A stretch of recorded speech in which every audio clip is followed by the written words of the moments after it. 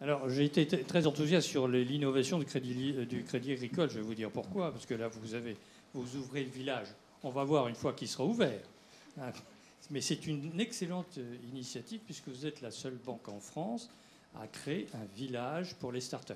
D'autres banques ont effectivement pris des initiatives, la BNP avec son atelier, mais ils n'ont pas créé de site. Ils sont dans le NUMA, qui est donc le résultat d'une initiative prise par Silicon Sentier, ou Spark par Microsoft. Bon, alors vous allez effectivement être en compétition, mais bravo. Mais si je parlais du Crédit Agricole comme une banque très innovante, c'est pour quelque chose qui me paraissait beaucoup plus important pour l'humanité. C'est votre seule implication aujourd'hui dans les banques françaises, dans le microcrédit, d'avoir passé un partenariat avec la Grameen Bank. Grameen Bank, il faut savoir que la Grameen Bank, c'est ce qui a été créé au Bangladesh par le professeur Younous, prix Nobel de la paix, qui a inventé le système du microcrédit qui permet à bon nombre de populations pauvres de ne pas tomber dans la misère. Bon. Moi, je trouve ça très innovant parce que ça veut dire que vous intégrez dans l'économie actuelle, avec tous ses défauts, et Dieu sait s'il y en a, une gratuité dans l'investissement qui aujourd'hui est une véritable révolution. Ça veut dire qu'aujourd'hui, l'objectif d'investissement n'est pas fatalement une rentabilité, mais la recherche d'une valeur ajoutée sociale. Et pour ça, bravo, c'est une grande innovation. Et vous êtes les seuls. Alors je reviendrai sur effectivement le Air Liquide. Bon, Air Liquide, effectivement, est une très belle entreprise, puisque vous êtes la deuxième capitalisation boursière en France. Si, je crois, la deuxième, non? Je pense pas, quand même. Juste après Total? Ça dépend des moments, mais on oscille entre la 5e et la 10e place. C'est quand même Sanofi, bon, Total. Enfin, vous êtes une très belle entreprise, il n'y a pas l'ombre d'un doute. Alors moi, ce que je pourrais dire, pour effectivement avoir travaillé souvent, puisque j'étais dans l'aéronautique militaire spatiale pendant des années, c'est la grande caractéristique mais depuis longtemps, avant même que ça devienne très à la mode, c'est l'agilité que vous mettez à essayer d'accompagner vos partenaires. Les gaz rares, puisque c'est votre profession, sont de plus en plus utiles pour effectivement pousser l'innovation et la technologie. Et là, en la matière, vous avez une capacité d'adaptation qui est grande. Et ça, pas depuis hier. Donc vous êtes, à mon sens, effectivement une entreprise assez innovante. Merci. Voilà, je n'ai pas de questions. C'est gentil. On a des questions.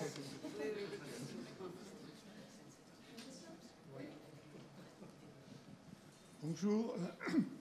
Bonjour, Truyol Albert, ingénieur des mines, et je m'adresse au professeur Bédard. Si vous avez voulu montrer que le terme innovation était encore très mal défini, vous avez réussi. En ce sens que les trois exemples que vous avez donnés, un seul correspond à votre schéma général. La première, la voyage SNCF, où l'innovation se fait en marchant. La deuxième, au contraire, que je connais bien, l'air liquide, l'innovation se fait en grignotant techniquement. Et la troisième se fait tout simplement en dialoguant. Par conséquent, on peut dire que l'innovation de demain reste encore à définir. L'innovation, pour nous, effectivement, on l'organise et elle naît de la coopération. Et par contre, je parlais en termes de posture. Notre posture, c'est le déséquilibre avant, ce qui rejoint un petit peu la marche et le déséquilibre dont vous parliez tout à l'heure. Voilà, mais effectivement, c'est une innovation que l'on organise. Monsieur Pellissier ? Non, mais alors effectivement, il faut peut-être encore que je saisisse complètement le sens de ce que vous venez de dire. Il faut que je réfléchisse un petit peu à ça. Mais j'ai essayé de présenter qu'on avait une approche très diversifiée par rapport à l'innovation. On essaye d'être humble vis-à-vis de ça. On sait que c'est une condition essentielle à notre développement à long terme. C'est ce qui nous a fait vivre jusque-là et ce qui devrait continuer à nous faire vivre. Et donc, on essaie d'avoir plein de méthodes différentes pour adresser ça. Alors après, ça peut être effectivement du développement technologique, ça peut être en interne, ça peut être du partenariat, mais on regarde aussi pas mal, parfois il y a de l'innovation dans le business model aussi, de grandes réussites du groupe ont été basées sur la recherche et le fait qu'on ait trouvé un business model long terme avec nos clients. Bon, mais effectivement, après, je peux comprendre ce que vous dites sur les différentes façons d'aborder l'innovation. Nous, ici, on essaye effectivement d'avoir plusieurs méthodes.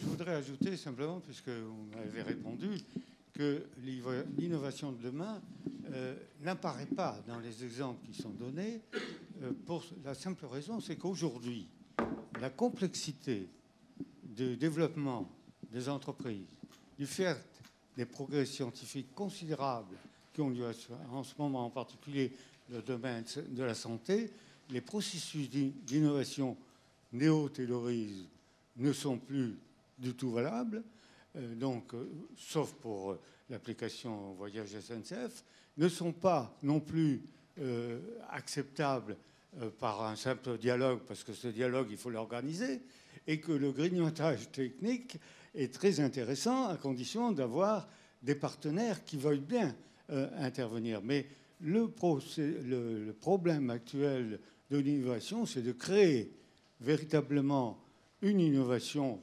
scientifico-techniquement pluridisciplinaire qui permettrait effectivement de créer des innovations de demain. Je souhaitais intervenir sur votre formulation précédente, mais ce que vous venez de dire me confirme l'orientation de l'intervention à propos de l'interdisciplinaire. Et je voudrais attirer l'attention de tout le monde sur ceci, c'est qu'une très grande difficulté dans les organisations, c'est que très vite, on perd la connaissance de ce que font les autres. On peut dire en gros que le monde entier est une vaste organisation, et même si nous parlons les uns des autres au niveau mondial, on se connaît en fait assez peu, et beaucoup de conflits résultent du manque de connaissances. Mais du coup, ce qui a été présenté au travers du village est fondamental, c'est de favoriser un dialogue. Quand M. Marcel a dit « on veut tout, sauf que les gens restent dans leur bureau enfermés, il faut qu'ils se rencontrent », c'est sans doute capital. Mais je voudrais creuser un tout petit peu ce point en ajoutant ceci. Je vais ajouter une petite pierre paradoxale à la discussion. Moi, ça ne me dérange pas du tout qu'on ne sache pas. Et je vais vous préciser comment on peut le dire. Je crois que c'est un paradoxe intéressant à creuser, mais souvent, c'est intéressant d'avoir à l'esprit que quelqu'un qui croit tout savoir, tout simplement n'apprend plus rien. Et qu'il est dans cet esprit très intéressant de cultiver quelque chose dont on a souvent peur en France, parce que la bonne posture, c'est « je sais tout ». Et là, on est respecté. Mais encore une fois, si quelqu'un sait tout, il ou elle n'apprend plus rien, donc c'est fini. Et on devient assez vite un peu idiot. En revanche, se dire « on ne sait pas et ça n'est pas grave », et voilà le sens de ma réponse pour ma part à votre propos. On ne sait pas de quoi sera faite l'innovation, mais tant mieux, parce que du coup, elle sera bien réelle quand elle va être mise à l'œuvre. Si on ne peut pas encore anticiper les process, c'est que précisément, on va peut-être véritablement inventer. Je crois que plus actuellement les générations, y compris, se rencontrent. Nous, on nous appelle, je pense, les uns et les autres, de plus en plus pour parler de l'intergénérationnel, tellement des gens de ma génération, etc., ne comprennent plus rien à ce qui arrive. Mais au fond, tant mieux, en un certain sens. Du moment qu'on se dit, on a à apprendre, alors pas seulement nous, des jeunes, mais les jeunes de nous, ou dans les deux sens. Mais si on se dit ça, on ouvre l'horizon de manière tout à fait significative. Autrement dit, plus on se dit, on ne sait pas, et donc on va apprendre ensemble, plus on libère la possibilité de véritables innovations. Si nous savions déjà comment seront faites les innovations ou quels sont les process, on serait déjà dans quelque chose de relativement déjà connu, donc pas vraiment innovant en un certain sens. Je pousse exprès le paradoxe. Ce n'est pas un jeu. Je crois qu'on est dans un désir de savoir beaucoup trop fort et parfois délétère, qui est contredit magistralement par les exemples qui nous ont été dits ici, mais ce n'est pas le plus fréquent. Au cœur des organisations qui se veulent innovantes, le partenaire de la chaire qu'a évoqué tout à l'heure Luce Abrat en me présentant, la chaire de la complexité, l'un des partenaires principaux pour l'instant, c'est Orange. Ils innovent, mais en même temps, ils sont pris chez Orange, et peut-être y a-t-il des représentants ici d'Orange, dans des mécaniques également de reproduction, de process et autres. Et gérer cette tension entre, encore une fois, faire ce qu'on sait déjà faire, qui rassure, et pourtant maintenir ce que M. Pellissier a appelé une culture de l'innovation, et que M. Marcel a tellement bien illustré par le projet, maintenir de l'ouverture, ça n'est jamais gagné d'avance. Et dans cet esprit-là, se dire on ne sait pas, c'est pas grave, on apprend ensemble, à mon avis, c'est capital. Instituer l'ignorance comme compétence managériale, je pense que ça peut être très utile. Je me levais pour aller dessiner un truc, mais tout à l'heure peut-être, mais je pense que comprendre l'ignorance de ce point de vue-là comme capacité d'apprendre, donc comme compétence, c'est rejoindre ce qui nous est raconté, je pense, ce matin. Bonjour, je m'appelle Christian Renard, Aximarc. il y a en tâche de fond, dans tout ce qui est dit depuis 2 heures, une révolution technologique quand même considérable qui fait qu'on a tous la capacité de s'informer, d'apprendre avec les mobiles, et ça a totalement changé. Ça a produit un phénomène magistral, c'est que les individus ont pris de l'avance sur les entreprises. Et ça, si on ne le dit pas, on passe à côté de tout. C'est le cloud qui a fait tout ça, et aujourd'hui on a en fait une économie qui est très très gouvernée par le cloud, qu'on le veuille ou non, avec l'amont qui est le produit, l'aval qui est le client. Mais ce qu'on voit en fait aujourd'hui, c'est 3 économies. C'est très, très, très bien illustré aujourd'hui. Il y a celle qui va à toute vitesse, c'est hallucinant, c'est tout ce qui est les GAFA, là, Google, Facebook, etc. Eux, on va dire que c'est facile, il y a un écosystème colossal que vous allez héberger. Et le deuxième qui était traité aujourd'hui, qui est très intéressant, c'est en fait la transformation des grandes organisations et ce qui a été magistralement exposé sur le conflit entre le management et ce qu'il faut aujourd'hui, c'est un leadership, des choses très très différentes. Puis il y a un troisième groupe qui est ceux qui font rien, et il y en a 80%, mais si on ne dit pas le début, on passe complètement à côté de tout. C'est pas une question.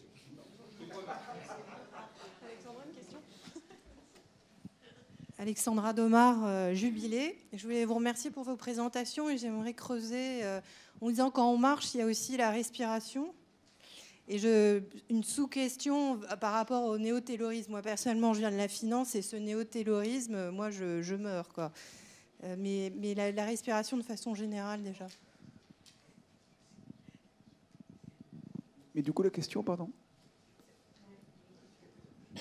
Pour moi, la respiration, quand on marche, c'est des moments aussi d'ennui, des moments d'ouverture. Enfin, il y a le fait d'avancer, mais on fait du sport et de la marche pour respirer. Si on fait de la marche un peu conscience et pas la marche zut, je vais rater mon bus ou je vais être en retard à un rendez-vous. C'est un peu savoir prendre un peu le temps et créer un peu de l'espace dans la marche. Ah bah ça, de ce point de vue-là, moi je crois que peut-être que mes collègues voudraient intervenir aussi, mais je voudrais juste dire, j'adhère complètement, rien qu'avec l'idée, deuxième provocation en un certain sens, mais ce n'est pas du tout du jeu, de se dire que le repos c'est une compétence. Pourquoi ? Parce que si on pense bien à l'origine du mot, le repos c'est se poser autrement. Autrement dit, quand on marche et qu'on fait un pas, on se pose ailleurs. Donc si vous pensez à la marche en disant je vais prendre mon bus, etc., ce n'est pas le symbole réel. Je reviens à ce que j'évoquais tout à l'heure quand il y a eu l'intervention en disant le mouvement est capital. Oui, mais le mouvement, s'il y a aussi le sens du repos. Pardon, je finis juste pour corréler avec ce que vous disiez. La respiration, c'est pareil. C'est un mouvement avec un repos permanent. Et la scansion de la respiration, symboliquement, c'est faire certaines choses puis d'autres, mais ne pas se laisser enfermer dans un processus monolithique ou homogène exclusif. Ça, c'est pas bon pour les organisations. Et ça a été très bien dit sur la diversification. Je ne sais pas si M. Pellissier, vous voulez... Alors, moi, je ne suis pas sûr qu'effectivement, dans un grand groupe, on puisse dire bon, il y a des gens qui sont en repos et qui entre guillemets, font rien. Et c'est clair que ce n'est pas comme ça qu'on acceptera la chose. Mais je pense que je comprends votre question. Et moi, tel que je le comprends, c'est qu'en fait, c'est que certaines équipes doivent pouvoir être laissées libres de penser différemment par rapport à ce que le groupe fait de manière traditionnelle et systématique. Et je pense que c'est ce qu'on fait, nous, au iLab. Ça a été une prise de conscience il y a 1 ou 2 ans, justement, pour continuer à innover, de se dire, voilà, on va sanctuariser une petite équipe, on est moins de 20, en fait, une petite équipe qui aura la liberté d'explorer tout à fait autre chose que ce que fait le groupe Air Liquide. Je pense que je ne sais pas si ça va dans votre sens, mais moi, c'est comme ça que je comprends le repos. Non, c'est au quotidien. Moi, je trouve dans les grandes organisations, pour les avoir fréquentées, il y avait une période où il y avait un temps d'échange, où on se déplaçait de bureau à bureau, où on discutait. Et maintenant, ces moments-là de se déplacer physiquement, d'aller voir quelqu'un plutôt que d'envoyer un mail, c'est une forme de respiration. Et il y a une sorte d'injonction. Il faut être tellement efficace que si on prend le temps de monter un étage et d'aller voir quelqu'un, c'est qu'on glande. Enfin, je pousse un peu plus loin. Ouais. Je me mets pas au niveau de l'iLab, mais au niveau un peu du quotidien et pour les autres collaborateurs de créer ces micro-espaces, parce qu'une respiration dans la marche, c'est un petit mouvement qui s'inscrit dans un tout, à mon sens. Pour partager ce que vous dites, donc allô, oui, vous m'entendez ?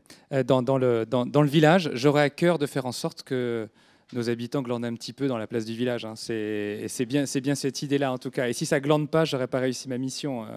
Voilà. Jean-François David, j'ai une question pour Air Liquide. J'ai entendu, mais j'ai peut-être mal entendu, une stratégie qui, au fond, est une stratégie orientée produit, assez push, qui essaye de trouver...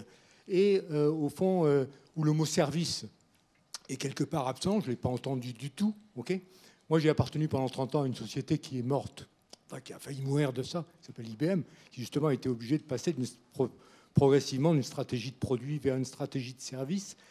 Et aujourd'hui, même le mot service a ses limitations potentielles parce que, par exemple, écouter de la musique, le service, ça peut être hier le 45 tours, puis le Walkman, puis l'iPod, dont les ventes diminuent parce qu'aujourd'hui c'est 10 heures, etc. Et que donc il y a une espèce d'analyse des tâches à remplir par les clients potentiels qui est une méthodologie. Donc j'ai deux remarques, c'est est-ce que la stratégie elle est purement push, okay, ou est-ce que votre iLab justement est censé faire un peu d'écoute, et deuxièmement, il y a une espèce d'absence de méthodologie, mais ça s'adresse à l'ensemble des participants, d'analyse des tâches fondamentales et changeantes des clients au sens le plus large du terme, pour permettre de savoir quelles innovations ont des chances de survivre. Parce qu'il faut savoir quand même que dans les grands groupes, 90% des innovations où on dépense beaucoup terminent dans les poubelles, comme disait Edison. Hein. Et les grands groupes sont obligés aujourd'hui quand même de faire un peu attention où aller travailler pour avoir une chance que l'innovation s'implémente vraiment. Voilà. D'accord. Merci pour votre question. Effectivement, alors moi, je ne serais pas tout à fait d'accord pour dire qu'on n'est pas, qu'on n'est pas tout à fait dans le service. Par contre, je suis assez d'accord sur le fait qu'on est beaucoup push. Et c'est pour ça, en fait, effectivement, que le iLab existe maintenant. Bon, pour illustrer le fait qu'on est dans le service, je pense que notre métier qui existe depuis très longtemps, si c'est juste aller fournir quelques gaz à des industries, il y a plein de gens qui savent faire ça de manière très compétitive sur le marché. Et le groupe ne serait pas là où il est si on n'était pas capable d'imaginer justement comment... Un des services qu'on peut comprendre, c'est que on réfléchit avec nos clients sur la façon dont nos solutions, nos gaz, arrivent à améliorer leur propre performance. Alors, je ne sais pas si vous pouvez considérer ça comme un service. Nous, en tout cas, on le fait. Ça demande énormément d'investissement et de temps. C'est quelque chose qu'on vend au travers de notre business sur le fait que, oui, on va améliorer la performance de nos clients. Ce n'est pas vraiment un gaz qu'on vend, même si c'est à la fin, c'est un gaz qu'on livre, évidemment. Notre leitmotiv, c'est de vendre une performance aux clients.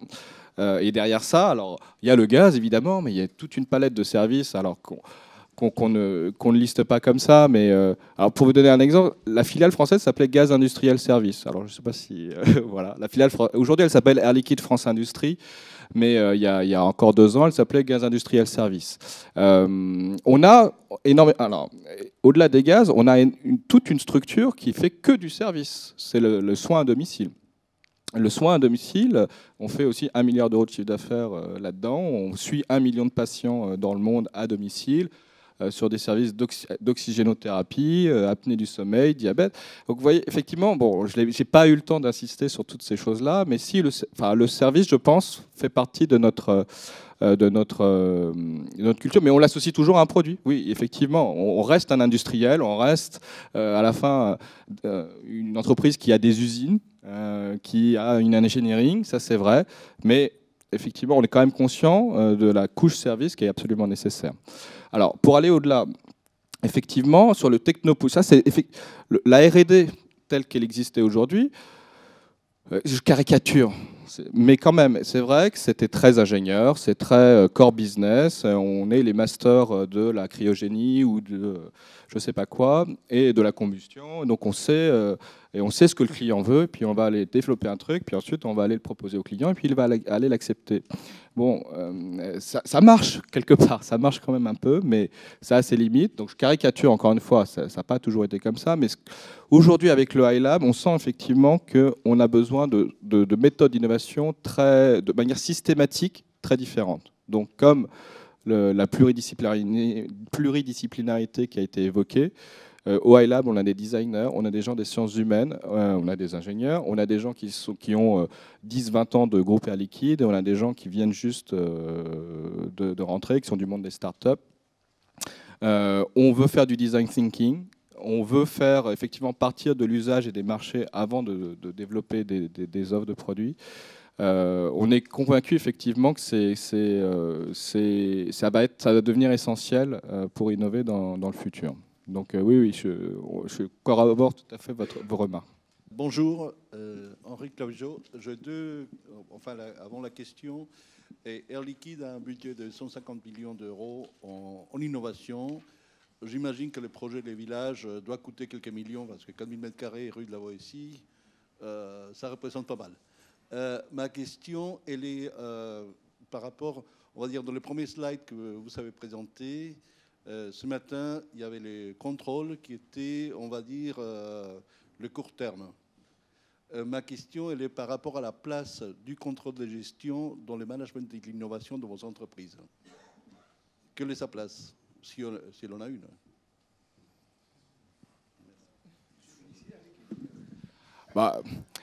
Là, je peux vous dire que oui, on a un grand groupe industriel, donc on a du contrôle de gestion. Il y a du la R&D a son budget, il est contrôlé. Chaque projet, il y a aussi c'est par là de budget. Même le iLab a son budget, évidemment.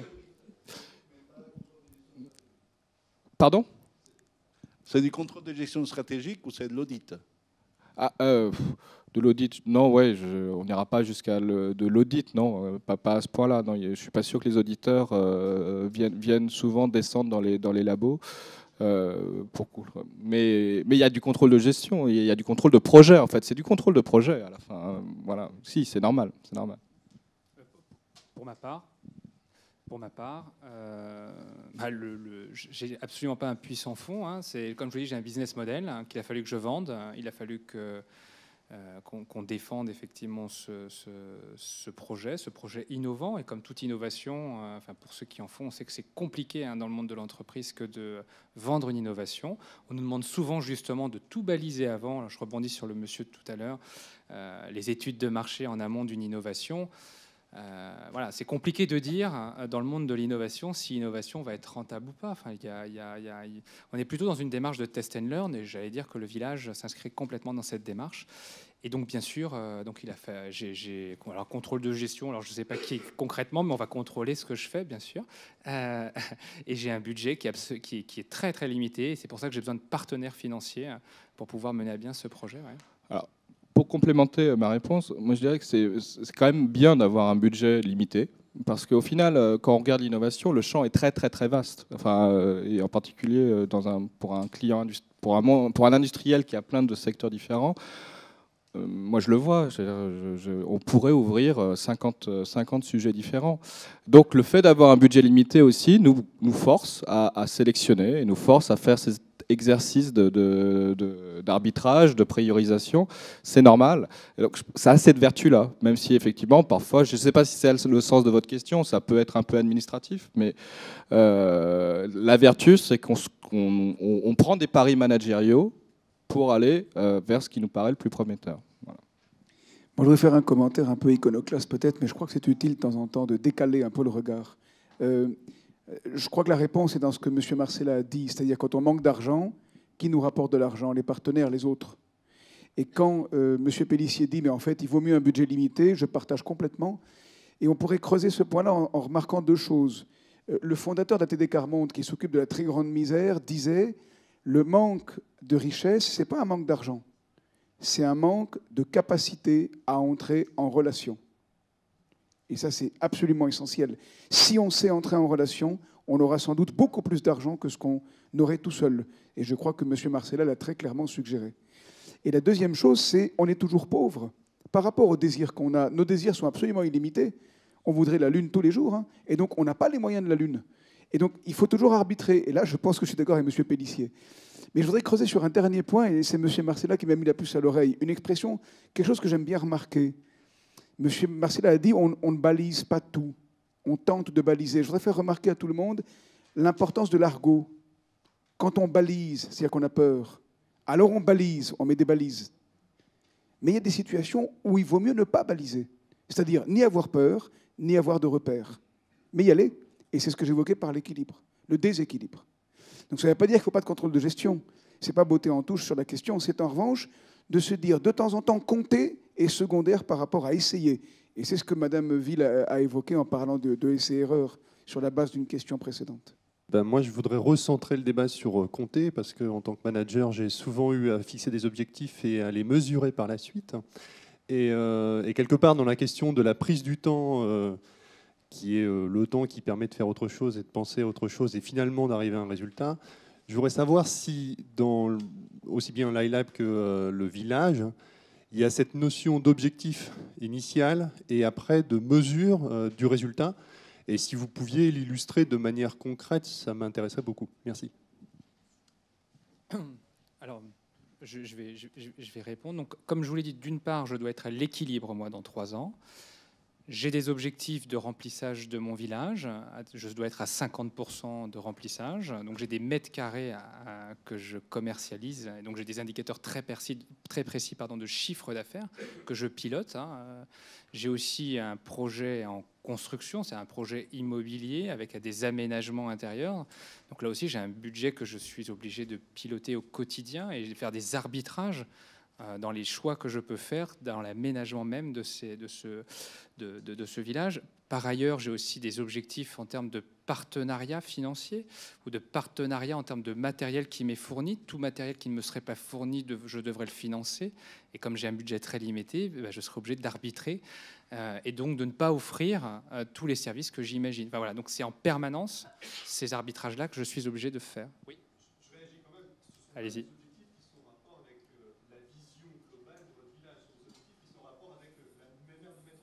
Alors, on est déjà sur la phase projet. Vous avez complètement raison. Vous avez complètement raison. Après, on aura nos objectifs à nous. C'est les objectifs qui sont suivis cette fois-ci plutôt au niveau groupe. C'est de faire en sorte que ces startups d'aujourd'hui, sur les secteurs que l'on met en avant, deviennent nos clients demain. Les secteurs aujourd'hui, les domaines d'excellence dont je vous parlais tout à l'heure, sont des domaines sur lesquels soit on est leader aujourd'hui ou soit on souhaite le devenir. Et les startups d'aujourd'hui dans ces secteurs-là, qu'on ne sait pas bien accompagner en tant que banquier, on souhaite mieux les comprendre pour que ces startups-là soient aussi nos clients de demain. Alors, aujourd'hui, je n'ai pas d'indicateur plus spécifique que ça sur ce sujet-là. Ça vous va ? Alors, je ne sais pas si votre question elle se rapportait juste au iLab ou sur Air Liquide en général en fait. Alors plus particulièrement au iLab. D'accord, parce qu'effectivement nous on est plus sur le long terme et sur la détection d'idées. Donc effectivement pour l'instant nos objectifs ils sont sur la détection d'opportunités et le nombre de projets qu'on va supporter via des partenariats avec d'autres startups, d'autres grands groupes, via le nombre de projets accélérés aussi, via le nombre d'idées qu'on va soumettre à la direction générale comme nouveaux territoires à aller adresser. Pour le moment, c'est ça les objectifs à horizon 12 mois, 18 mois qu'on a au iLab. Parce que nous, on n'est pas un centre de profit. On n'a pas vocation à gagner de l'argent, on a vocation à supporter des projets R&D. Par contre, nous, on sait qu'au iLab, on est en, comment dirais-je, on est dans un mode survie. C'est-à-dire que le iLab, c'est pas un blanc-seing non plus, c'est pas totalement carte blanche. Il faut prouver à court terme qu'on crée de la valeur et qu'à long terme, on a une vision. Donc les partenariats, c'est le court terme. Mais le long terme, c'est que, enfin, si on ne crée pas ces partenariats à court terme, peut-être que dans 18 mois, 24 mois, le iLab, ça n'existera plus. Voilà. Donc il faut montrer déjà qu'on sert à ça. Mais l'objectif ambitieux, c'est de dire qu'on va créer une nouvelle business line chez Air Liquide. C'est vraiment ça la grande ambition du iLab, c'est de dire, voilà, comme l'électronique a été créée en 1985 et la santé, pareil, dans les années, fin des années 80, aujourd'hui, va-t-on créer une nouvelle business line? Et si on arrive à faire ça, voilà, ça c'est le vrai objectif du iLab. Et au final, ça se mesurera par du chiffre d'affaires généré par les idées qui auront été, dont le iLab aura été l'origine. Voilà. Mais pour le moment, c'est vraiment juste opportunité. C'est le nombre d'opportunités qu'on crée, le nombre de projets qu'on accélère, qu'on soutient. Une dernière question peut-être Dominique Chauvin, prospectiviste. On a beaucoup parlé d'innovation, mais on a un peu perdu le fil du titre de la séance qui était la prise de risque et le paradoxe du temps. Il y a deux ruptures, la spatiale et la temporelle. Sur la rupture spatiale, tout le monde a à peu près compris. Le monde est devenu un village, les télécommunications mettent en rapport tout le monde très vite, l'information circule, etc. La dimension temporelle est beaucoup plus difficile à appréhender. D'ailleurs, vous l'avez fait remarquer, le long terme, on ne sait pas ce que c'est. Et si vous vous êtes amusé à faire des interviews de prospective, il est très difficile de savoir si votre interlocuteur est à 2050, à 2100 ou à 2020. Et on a toujours tendance, en fait, à revenir dans le court terme, ce que ce séminaire n'a pas manqué de faire. Et du coup, sur la prise de risque, la question, c'est vraiment la prise de risque. C'est-à-dire, qu'est-ce que c'est que la prise de risque ? Et est-ce que c'est bon de faire une prise de risque ? En fait, on pourrait penser qu'il faut au contraire éviter le risque ou contrôler le risque ou manager le risque, ce qui est très différent.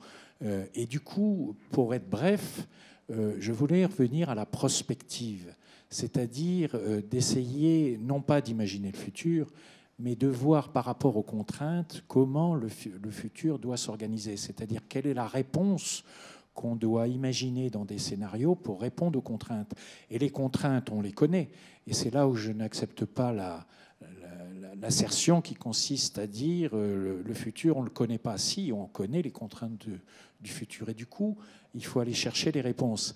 Et on peut s'interroger si l'innovation ne doit pas se loger dans cette dimension-là. Si la prise de risque ne doit pas justement essayer d'appréhender comment faire pour ne pas trop prendre de risques si on connaît les contraintes. Je vais vous donner un exemple. La question, ça va être, est-ce que vous ne pensez pas... Je vais être très court. Alors, le drame dans ce pays, c'est qu'on ne fait pas de prospective, alors qu'on en faisait beaucoup dans les années 80. Et il n'y a pas de lieu de prospective réel.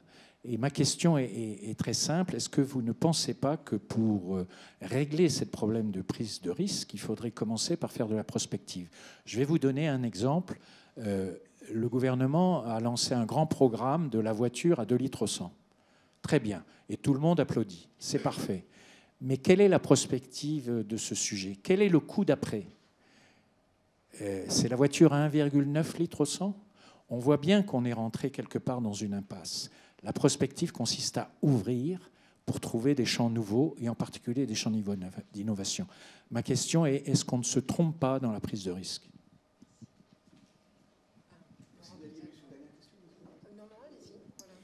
On va peut-être, en répondant à cette question également, du coup, conclure la discussion. Messieurs, voulez-vous l'un et l'autre dire un mot ? Alors, non, mais la question est vraiment extrêmement intéressante. Elle est vraiment au cœur, effectivement, de se dire jusqu'où on place notre horizon, nous, en tant qu'entreprise, en tant que... Voilà, parce que malgré tout, on ne peut pas se placer, nous, effectivement, dans un mode totalement libre, malgré tout. On a des contraintes opérationnelles, financières, industrielles qui nous sont propres. Alors, c'est vrai, on fait un exercice de prospective dans le think tank qu'on a au iLab. On essaye de, justement, comme je l'ai expliqué, on essaye de comprendre où va le monde pour savoir si derrière, il n'y a pas des opportunités pour Air Liquide. Mais où va le monde, pour nous, c'est effectivement 15-20 ans. C'est-à-dire qu'au-delà, ça nous paraît très loin. C'est vrai, ça nous paraît loin. S'il y a des idées, parce que voilà, il y a des gens qui nous disent, lorsqu'on ira faire la conquête spatiale, il faudra quand même de l'oxygène sur ces autres planètes. Bon, voilà, ça c'est typiquement le genre de projet qu'on ne voit pas apparaître avant 2100. Et là, effectivement, on ne travaille pas dessus. Ça c'est vrai, c'est des choses qu'on se dit, on verra plus tard parce qu'on a l'impression, peut-être à tort, qu'on a le temps avant d'aborder ce genre de questions, nous en tant qu'Air Liquide industriel. Donc on s'arrête effectivement à un horizon environ 20 ans. Pour faire nos exercices d'horizon long terme, c'est 20 ans. Au-delà, ça nous paraît effectivement compliqué ou trop.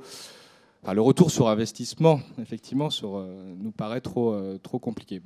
Par contre, après, ça ne nous empêche peut-être pas de participer, mais de manière à des think tanks prospectifs qui ne seraient pas liés à Air Liquide, avec quelques personnes de la direction stratégie, qui pourraient participer à d'autres groupes de prospective. Mais ce ne sera pas quelque chose qui sera vraiment financé par Air Liquide dans la vue de développer quelque chose à court terme.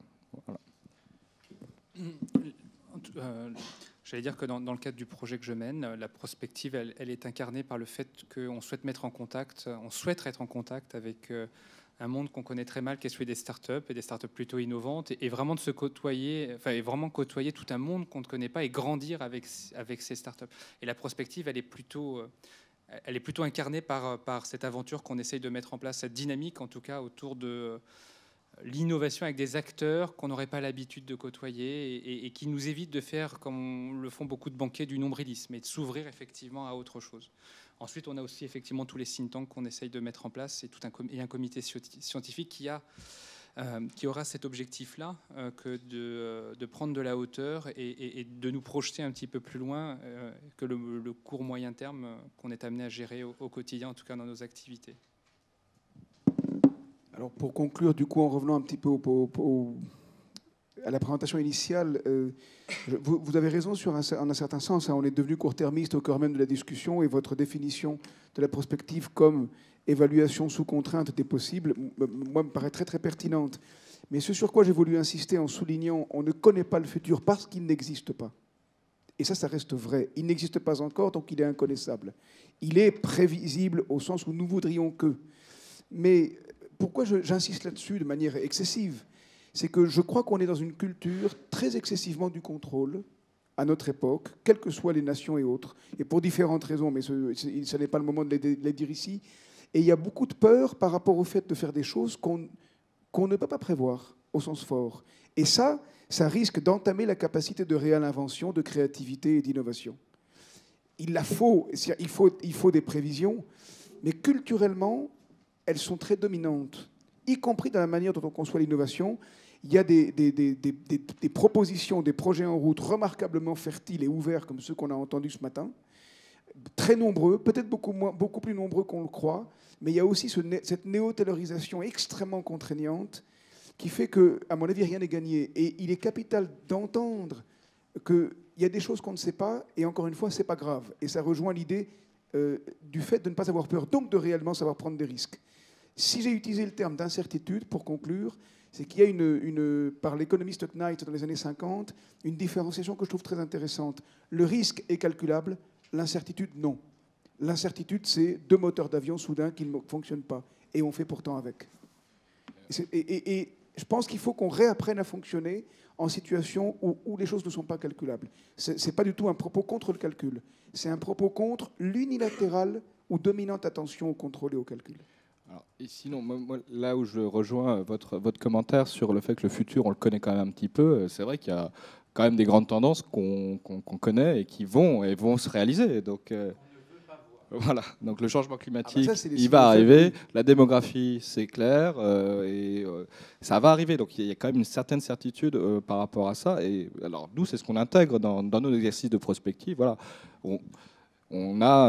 Mais malgré tout, après, derrière, on n'en déduira que des projets qui seront à horizon 20 ans. Parce qu'au-delà, on ne se sent pas assez légitime, nous, en tant que seul groupe industriel, pour être seul à essayer d'affronter tous les problèmes du monde non plus. On est humble vis-à-vis de ça. Par contre, encore une fois, on est prêt à participer à d'autres think tanks très pluridisciplinaires, stratégiques. Mais je suis d'accord avec vous, il y a des éléments du futur qu'on connaît, qui sont certains, et qu'il faut intégrer, ça c'est clair. Voilà. On réouvre la controverse, mais à très court terme, je me contredis sur l'avenir parce que je pense que dans quelques secondes, Luce va me dire « c'est bon, c'est fini, on arrête ». Et ça, je suis assez certain qu'elle va le dire. Donc, Luce, à vous.